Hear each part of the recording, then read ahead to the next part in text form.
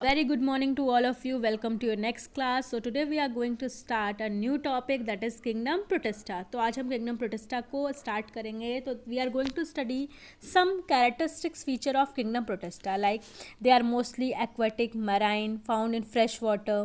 ठीक है. They are unicellular, they are eukaryotic in nature. If they are eukaryotic means they have well defined nucleus, they have a cell organelles like what, endoplasmic reticulum, mitochondria, Golgi apparatus. फिर they are photosynthetic in nature, ठीक है, means they have chlorophyll, they prepare their food in the presence of sunlight. But some are in heterotropic in nature. Some protistans are heterotropic in nature, means they prepare their food like heterotropic means like they are parasitic, saprophytic in nature. ठीक है, ये सारी चीज़ें हो गई. फिर next, kingdom Protista are also divided in different categories like chrysophytes, dinoflagellates, euglenoids, slime moulds and protozoans. ठीक है, तो we are going to study this one by one. तो first we are going to study is chrysophytes. तो let's study some characteristics feature of chrysophytes. ठीक है, first example of chrysophytes is diatoms, desmids. Desmids means golden algae. Desmids means golden algae. They are aquatic in nature, photosynthetic, float passively in water current. ठीक है, like planktons. आपकी book में NCERT में example दे रखा है plankton की तरह ये पैसिवली इन वाटर करंट. फिर स्ट्रक्चर ऑफ डायटम्स जो है आपका, मतलब स्ट्रक्चर कैसा है इसका, स्ट्रक्चर ऑफ डायटम की सेल वॉल जो कैसी है, जो है सोप बॉक्स की तरह है, एक साबुन के डब्बे की तरह है. दूसरा, एक दूसरे के ऊपर वो ओवरलैप करते हैं, मतलब एक दूसरे के ऊपर ओवरलैप रहते हैं. ठीक है, और इनके पास एक एलिमेंट प्रेजेंट होता है जिसको क्या कहते हैं, सिलिका कहते हैं. क्या कहते हैं, सिलिका. वो एक ऐसा एलिमेंट होता है जो इंडेस्ट्रक्टिबल होता है, मतलब जिसको हम लोग ब्रेक नहीं कर सकते, तोड़ नहीं सकते. ठीक है, और क्या चीज़ आपको बताया गया है क्रिस्पोसाइट्स में, इनको हम लोग डायटोमियस अर्थ कहते हैं. क्यों कहते हैं, क्योंकि इनका जो एक्यूमुलेशन ऑफ डायटम्स होता है.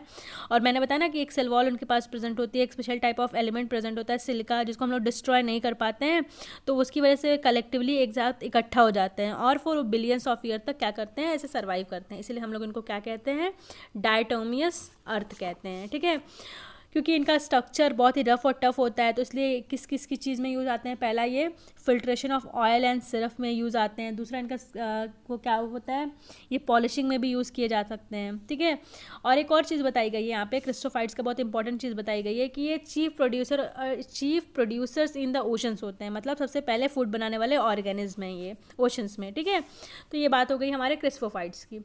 नेक्स्ट हम अभी बात करेंगे डायोफ्लैजिलेट. नाम से पता चल रहा है डायोफ्लैजिलेट मतलब जिनके पास दो फ्लैजिला पाए जाते हैं. वन फ्लैजिला जिनका जो होता है वो लॉन्गिट्यूडनल होता है, मतलब लॉन्गिट्यूडनल होता है, और दूसरा क्या होता है, ट्रांसवर्स होता है. ठीक है, ये चीज़ समझिएगा. पहला फ्लैजिला, इनके पास दो फ्लैजिला होता है, पहला लॉन्गिट्यूडनल होता है, दूसरा ट्रांसवर्स होता है. और दोनों फ्लैजिला के बीच में एक कैविटी पाई जाती है, जिस कैविटी को हम लोग क्या कहते हैं, फरो. FURROW.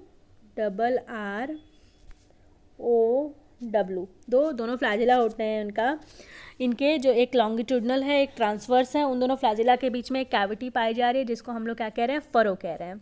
और इनका outer surface have a stiff plate of cellulose. इनकी जो आउटर सरफेस है उसमें stiff plate of cellulose present है. और ये वरीज इन कलर, ये डिफरेंट कलर के होते हैं.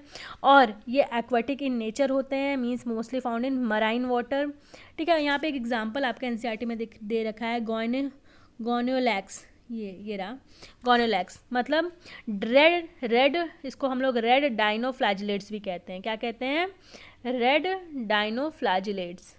यहाँ देखिए आपकी बुक में दे रखा है रेड डाइनोफ्लैजिलेट्स. ठीक है, तो इनका रेट ऑफ डिवीज़न जो होता है वो बहुत ही ज़्यादा फास्ट होता है. और जब ये पानी में डिवाइड करेंगे तो इनका जो पिगमेंट है, कौन सा पिगमेंट, क्योंकि मैंने बताया ये इनका नाम क्या है, रेड डाइनोफ्लैजिलेट्स, मतलब इनका जो रेड कलर का जो पिगमेंट है वो पूरे पानी का अपीयरेंस कैसा कर देता है, रेड कलर का कर देता है. ठीक है, इसलिए हम लोग इनको एक और नाम से जानते हैं. किस नाम से, रेड टाइड्स. किस नाम से जानते हैं, रेड टाइड के नाम से भी जानते हैं. ठीक है, लेकिन ये जो ऑर्गेनिज्म होते हैं गोनियोलैक्स, ये जो गोनियोलैक्स होते हैं ये बहुत ही टॉक्सिक भी होते हैं, मतलब हार्मफुल होते हैं. किसके लिए, ये जो आपके एक्वेटिक एनिमल्स है, अदर एक्वेटिक एनिमल्स है, जो उनके लिए ये बहुत ही ज़्यादा हार्मफुल होते हैं. ठीक है, ये क्योंकि ये बहुत लार्ज नंबर में टॉक्सिक एलिमेंट्स को क्या कहते हैं, टॉक्सिक ऑर्गेनिज्म को प्रोड्यूस करते हैं, इसलिए जो आपके ये ऑर्गेनिज्म है ये हार्मफुल होते हैं अदर एक्वेटिक ऑर्गेनिज्म के लिए, ठीक है। फिर नेक्स्ट हम बात करते हैं यूग्लिनॉइड्स की, ठीक है। तो यूग्लिनॉइड्स क्या होता है, यूग्लिनॉइड्स होते हैं वही फ्रेश वाटर ऑर्गेनिज्म होते हैं। क्या होता है, फ्रेश वाटर में तो पाए जाते हैं लेकिन स्टैगमेंट वाटर में पाए जाते हैं। स्टैगमेंट मतलब रुके हुए पानी में।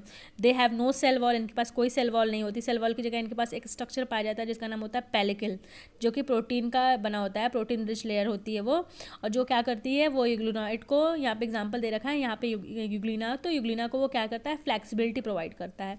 इनके पास भी 2 फ्लैजिला पाए जाते हैं और इसके पास भी 2 फ्लैजिला पाए जाते हैं। इसका नाम तो डायफ्लैजिलेट था मान लीजिए, तब इसके पास 2 फ्लैजिला पाए जा रहे थे, लेकिन यूग्लिना के पास भी 2 फ्लैजिला पाए जा रहे हैं। तो क्या डिफरेंस है दोनों में, तो देखिए उसका फ्लैजिला था लॉन्गिट्यूडनल और ट्रांसवर्स दोनों था, लेकिन जो आपका यूग्लिना का फ्लैजिला है दोनों में क्या डिफरेंस है कि एक शॉर्ट होता है एक लॉन्ग होता है, और इसका दोनों था एक लॉन्गिट्यूडनल और दूसरा ट्रांसवर्स था। तो यही डिफरेंस है दोनों में, ठीक है। फिर दूसरी चीज़ क्या है यूग्लिनॉइड्स की, they are generally autotrophic in nature, मतलब they prepare their food in the presence of sunlight, they are photosynthetic in nature. लेकिन एक और चीज़ है कि जब भी सनलाइट प्रेजेंट नहीं होगी तब वो खाना कैसे प्रिपेयर करेंगे, तो ये फूड जब सनलाइट प्रेजेंट नहीं होगी तो ये अपना बिहेवियर चेंज कर लेंगे, they become what, heterotrophic in nature. तो इसलिए हम लोग इनको क्या कहते हैं, इसलिए हम लोग इनको मिक्सोट्रॉपिक भी कहते हैं। क्या कहते हैं, मिक्सोट्रॉपिक, मिक्सोट्रॉपिक इन नेचर कहते हैं, ठीक है।